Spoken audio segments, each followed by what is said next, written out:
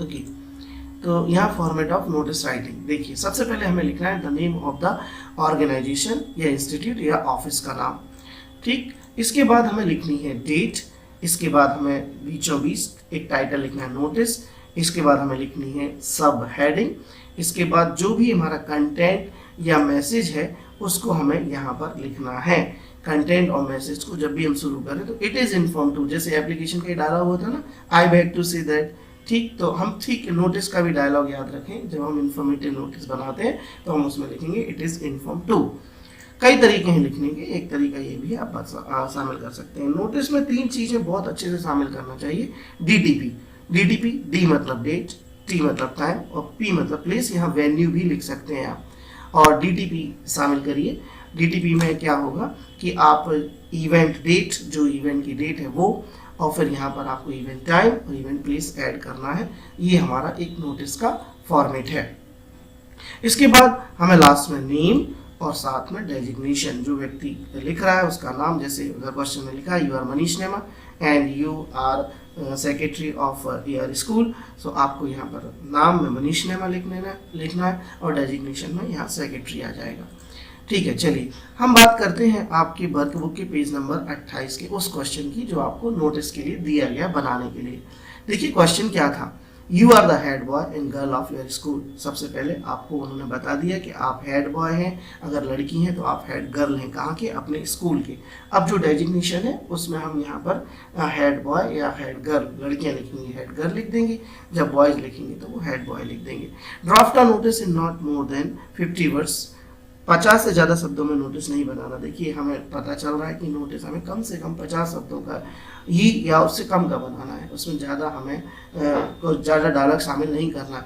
For house captains and vice captains, किसके लिए लिखना है, हाउस कैप्टन और वाइस कैप्टन्स के लिए लिखना है। टू अटेंड द मीटिंग, कि वो एक मीटिंग अटेंड करें, presided over by the principal, जो कि प्रिंसिपल के द्वारा ली जानी है। To prepare a plan for the annual function, annual function की तैयारी के लिए प्रिंसिपल के द्वारा एक मीटिंग ली जानी है, उसके लिए आप एक नोटिस बनाइए। आप हेड बॉय हैं स्कूल के और आपको नोटिस किसे लिखना है, आपको नोटिस लिखना है हाउस कैप्टन और वाइस कैप्टन को। देखिए अब आप नोटिस कैसे बनाते हैं, ठीक। सबसे पहले हम लिख देंगे name of the organization. Suppose मैं अपने स्कूल से अपने हेड बॉय और हेड गर्ल बन करके ये नोटिस लिखने जा रहा हूँ, तो सबसे पहले मैं अपने स्कूल का नाम लिख लिया, government excellence higher secondary school Damoh. इसके बाद डेट, आज 8 जून है, तो यहाँ पर हम इस प्रकार से डेट का फॉर्मेट लिखेंगे। हम बिजनेस टाइप की डेट नहीं लिखेंगे कि 8 लिखा फिर उसके बाद लिख दिए 6 फिर लिख दिए 2020।